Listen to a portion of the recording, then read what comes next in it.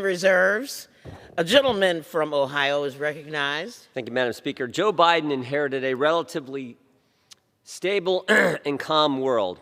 And in 14 months, we have complete chaos. Internationally, think about last summer.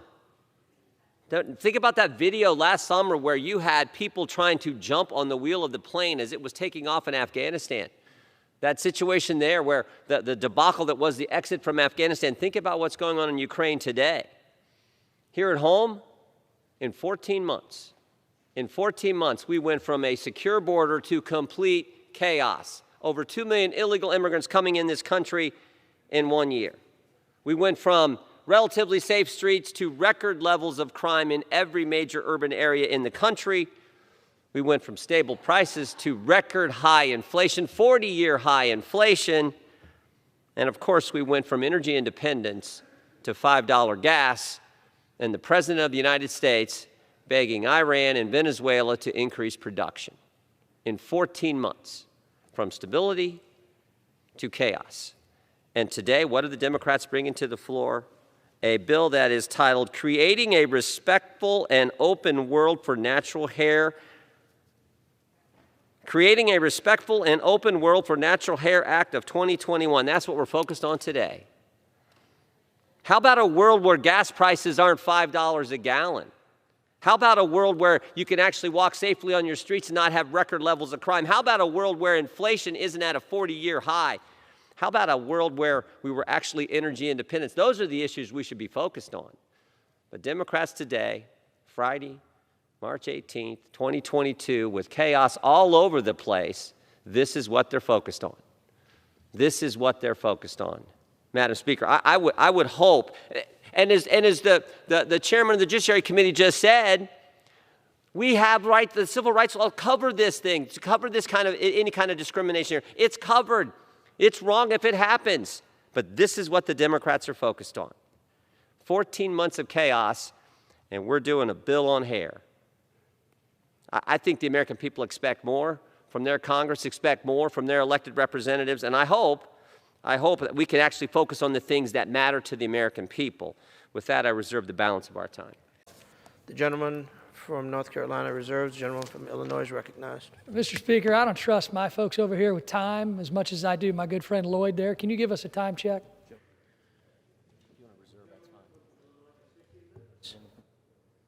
Gentleman from North Carolina has 18 minutes. Oh, I'll go. Go ahead. I'd like to now yield 2.5 minutes to the ranking member from the House Judiciary Committee, my good friend Mr. Jordan. Gentleman is recognized. I thank the gentleman. Mr. Speaker, the Democrats have objected to counting the presidential electors every single time this century a Republican's been elected president. They spent 4 years trying to overturn the 2016 election. Democrats spied on a presidential campaign. They did impeachment in secret based on a so-called whistleblower whose identity only Congressman Schiff got to know. This Congress, they have closed the Capitol, enacted proxy voting, kicked Republicans off committee, and for the first time in American history, denied Republicans seats on a select committee that was chosen by the minority leader. They're trying to make D.C. a state, end the Electoral College, end the filibuster, pack the court, destroy executive privilege, take federal control of elections, and are currently allowing in jurisdictions illegal immigrants to vote. And finally, the January 6th committee has altered evidence and lied to the American people about it. But somehow they tell us it's President Trump and Republicans who are undermining democracy? Give me a break. Undermining democracy because we actually think you should show a photo ID when you go to vote?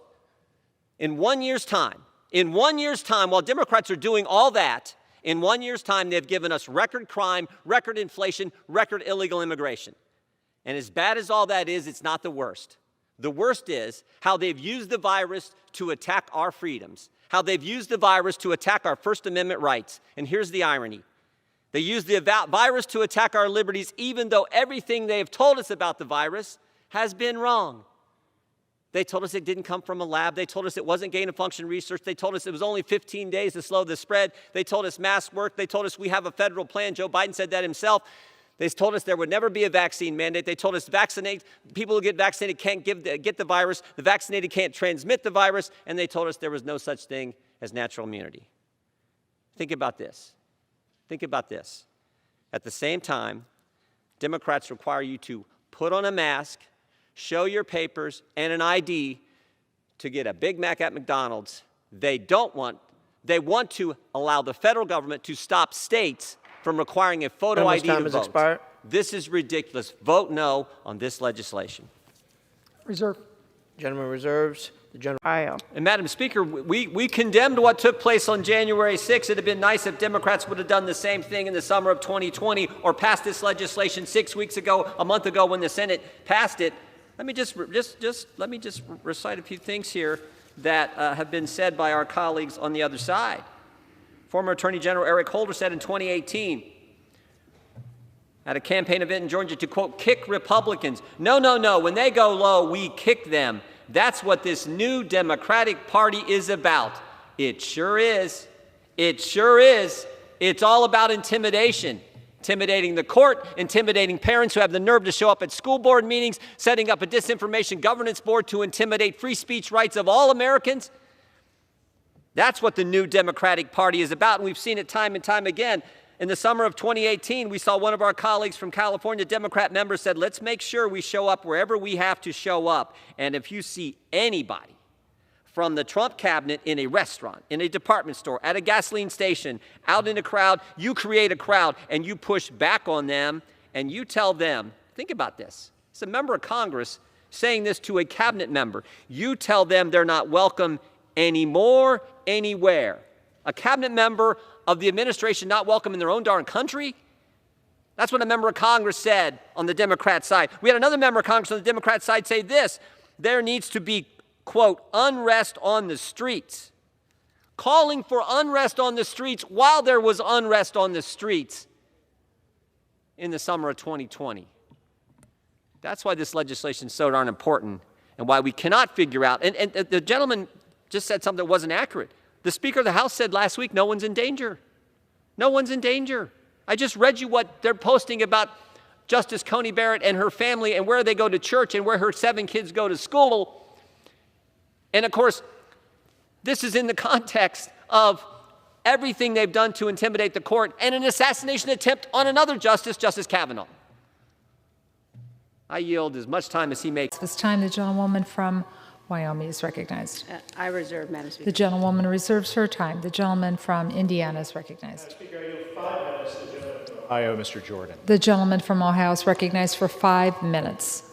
Thank you, Madam Speaker. I thank the gentleman for yielding. The majority leader just a few minutes ago used the term danger to our democracy.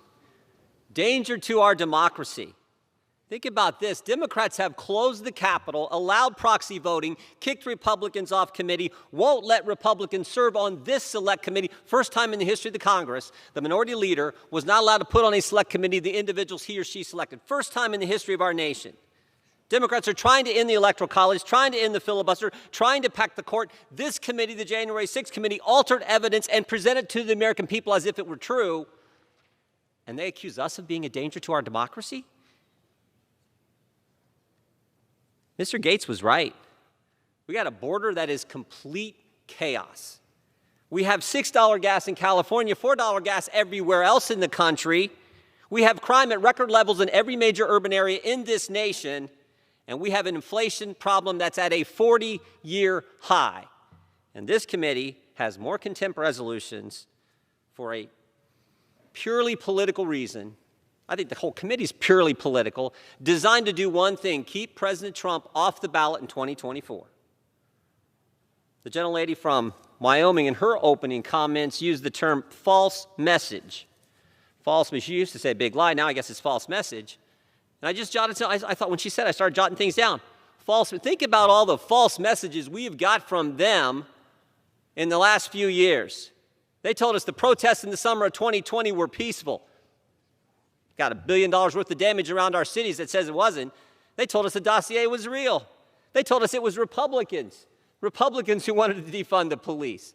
That's almost laughable if it wasn't so serious for our law enforcement and for the families who live in those areas where mayors and city councils did defund the police. They told us the FBI didn't spy on the Trump campaign. We know that wasn't true. We got Inspector General reports that tell us all kinds of things about what they did in front of the FISA court. They said Trump colluded with Russia. We got a Mueller report, 19 lawyers, 40 FBI agents, 30 million hard-earned American tax dollars in that report that said that false message was just that false. They told us COVID didn't start in the lab. Sure looks like it did. They told us the lab wasn't doing gain-of-function research. Sure looks like it was. They told us the vaccinated can't get it. We know that's wrong. Every day there's a new announcement. A member of Congress is getting it. Fully vaccinated, boosted, everything else. They told us the vaccinated can't transmit it. They told us that was wrong. And you talk about the biggest false message that's just been confirmed in the last week, how false it was. The Hunter Biden laptop was Russian disinformation. The Hunter Biden laptop was Russian disinformation. October 22nd, 2020, 2 weeks before the election, candidate Biden, in a debate, is asked about his son's business dealings with foreign companies. He says, quote, nothing was unethical. He said, my son has not made money with business interests with companies with an interest in China. And we all know there are 4.8 million reasons why that statement was not accurate. And how do we know? Washington Post told us. Not me, not President Trump, not Republicans. The Washington Post told us last week, 2 stories last week, a week ago today, one at 11 a.m., one at 11:04 a.m., 2 8-page articles 4 minutes apart confirming what we knew, but what big media, big tech, Democrats colluded to keep from the American people just days before the most important election we have, the presidential election. Who's going to be our next commander-in-chief? The laptop was real, the eyewitness was real, the emails were real. The only thing fake was that collusion from those individuals, those entities, to keep important information from we the people in the run-up to the most important election we have. And oh, by the way, they were joined by 51 former intel officials, joined in the collusion. You know, it's also interesting, it's funny how that story has changed. 18 months ago, started off, wasn't his laptop, quickly switched to, well, it was his laptop, but it was Russian disinformation. And now it is, well, it wasn't Russian disinformation, but Joe Biden had nothing to do with it. Now it was, well, Joe knew what was going on, but he wasn't really involved in anything wrong. Ron Klain told us that, Chief of Staff told us that Sunday. We need to be focused on the issues that the American people want us to focus on. If you want to talk about danger to our democracy and the biggest false message, I would say what happened, one of the biggest dangers to our democracy and one of the biggest false messages is what happened 18 months ago, where that story was kept from the American people. We could dig into that, find out what went on there, why that happened, and we could also focus on the record crime, record inflation, record price of gas, and the chaos on our southern border that's about to get worse as the Democrats look to, as the Biden Gentleman's recognized for 30 more seconds. Title 42. I urge a no vote and yield back. Gentleman from Indiana reserves. Reserves. The gentleman from Ohio is recognized. Thank you, Mr. Speaker. I yield myself such time as I may consume. Gentleman from Ohio, Mr. Jordan, is recognized. Mr. Speaker, this legislation extends the authorization for a special assessment for domestic trafficking victims fund for 19 days. The special assessment is a $5,000 fine levied against someone convicted of certain federal trafficking and sexual abuse offenses. These offenses include human smuggling, human trafficking, and sexual abuse of minors, among others. This $5,000 fine is in addition to other restitution or compensation that offenders might be forced to pay, such as court-ordered fines, orders of restitution, and other fines related to victim compensation. Of course, an additional $5,000 fine can never adequately deter criminals from committing these heinous acts. A much more effective solution would be to make it more difficult for criminals to traffic and smuggle people across our borders in the first place. Unfortunately, House Democrats are flat out unwilling to do anything to stop the Biden border crisis. For 21 months, we have seen how dangerous criminals have exploited our open borders to smuggle people and drugs, particularly fentanyl, into our country. The blame for the border crisis and also our crime crisis lies squarely at the feet of the radical left's agenda and their anti-law enforcement agenda. House Republicans are more than willing to increase penalties for human trafficking and human smuggling, but the House can and should do much more to address the catastrophic border crisis caused by President Biden's failures. Literally, in 20 months, we have went from a secure border to no border. It would help if we actually had a border again to deal with these issues that we are discussing here today. I reserve the balance of our time. Gentleman reserves. From New York reserves, gentleman from Ohio is recognized. Thank you, Madam Speaker. What is Congress doing today? What is the People's House under the under the Democrat majority, what is the House of Representatives up to today? Passing a bill to prohibit conduct that's already unlawful under the law. Discrimination based on hairstyle is already unlawful. That's what the Congress, that's what the House of Representatives is going to pass today. Think about it. That's the priority today when we have went in literally 1 year's time from a secure border to complete chaos. 2 million illegal crossings in 1 year on our border. In fact, we don't really have a border. We have went from safe streets to record crime in every major urban area in 1 year's time. And they're focused on a bill to make conduct that's already unlawful again, I guess. We've went from energy independence to the spectacle of the President of the United States begging OPEC to increase production. We went from stable prices to a 40-year high inflation rate. And Democrats are focused on this bill. This past summer, we had the debacle that was the exit from Afghanistan. And of course, as we speak, the Ukrainian people are fighting for their lives. And Democrats are passing a bill to prohibit conduct already unlawful under the federal law. A bill that says you can't discriminate based on hairstyle, which is already unlawful. We've had a year now where Democrats attack every liberty we enjoy under the First Amendment, every single one. There's still some places, some locations in America where a full congregation cannot meet on a Sunday morning. Some places where you still can't assemble, can't petition. The Democrats have kept the Capitol closed to the American people, their own darn Capitol. How are you supposed to come in and petition your member to redress your grievances if you're not even allowed in your Capitol, that your tax dollars pay for? And of course, we know what they've done to freedom of speech, the attacks there, but their focus today is on this bill. So I would urge a no vote. Let's focus on the issues that I think the vast majority of the American people want us to focus on, like crime, like the high inflation rate, the 40-year high inflation rate, like the border problem, like the fact that we were an energy independent country just a few months back. Let's focus on those issues. I would urge my colleagues to vote no on this legislation. With that, Madam Speaker, I yield the balance of our time back. Gentleman yields. From New York is recognized. Mr. Speaker, I now yield 1 minute to the distinguished gentlelady from Minnesota, Ms. Craig. Thank you so much, Mr. Chairman. Mr. Speaker, my wife Cheryl and I were married 14 years ago when one of the first states in our country allowed us to do so. It took years and a Supreme Court ruling to acknowledge and grant the legal protections that come with marriage across this great land. In the ensuing years, we raised our 4 sons, and we expanded our family of 6 to 9, adding 2 daughter-in-laws and a grandson to that mix. I'm standing here today because in the year 2022, families like mine are once again concerned that an activist, out-of-step Supreme Court is going to take those rights away. And just so we're clear, that Supreme Court and the members in opposition of this legislation today are out of step with the American people. Today, I urge all of my colleagues to vote yes on the Respect for Marriage Act, a bill that takes the long-standing overdue step of repealing DOMA and ensures that same-sex and interracial marriage is recognized in every state, no matter who is sitting on the Supreme Court.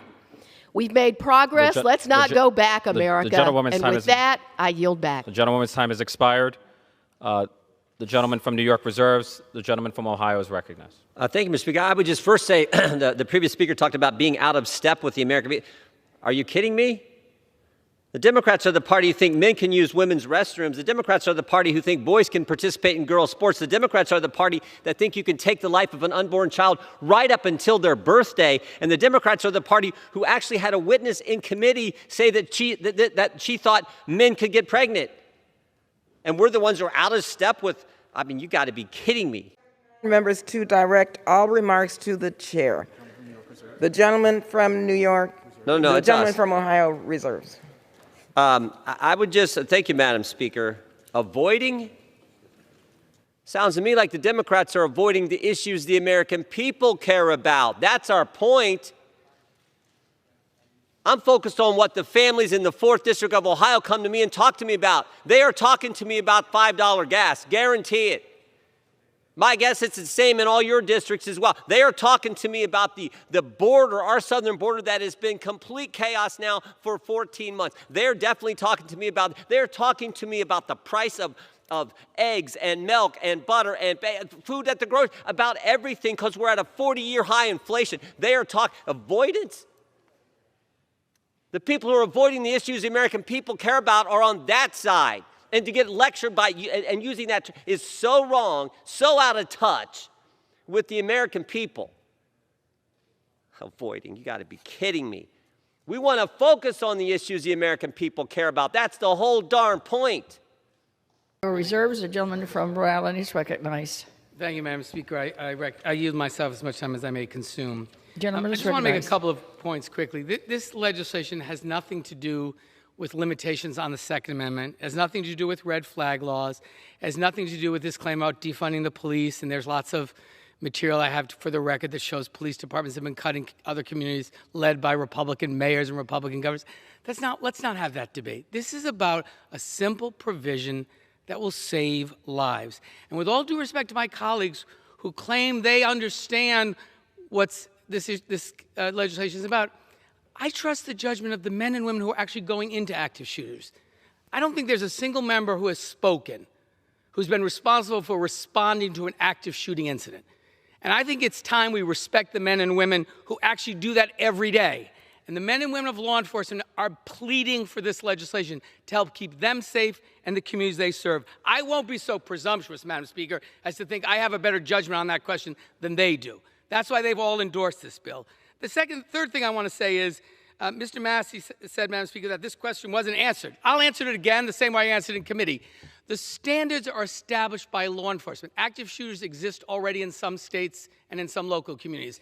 There are a set of protocols. Obviously, they don't wait until the shooting has concluded to notify people. They use common sense, their own standards about when they see a danger, someone with a gun that's expressing some intention to use it, or whatever standard they consider appropriate as members of law enforcement to alert the community. This is common sense.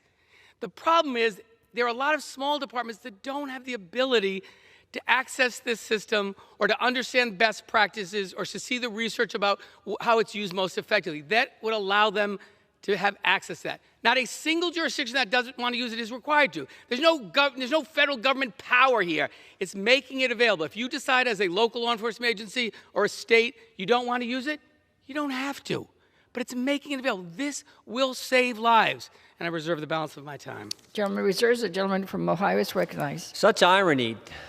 Gentleman talked about Democrats lecturing Republicans on law enforcement and respect for law enforcement. This from the party who spent an entire summer talking about defunding the police, who had elected officials in this body, Democrats in this body, raise money to bail out the rioters and looters who they called peaceful protesters who were attacking police, and now he's going to lecture Republicans on respect for law enforcement.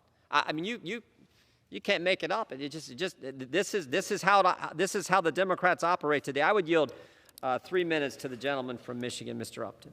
The gentleman is recognized.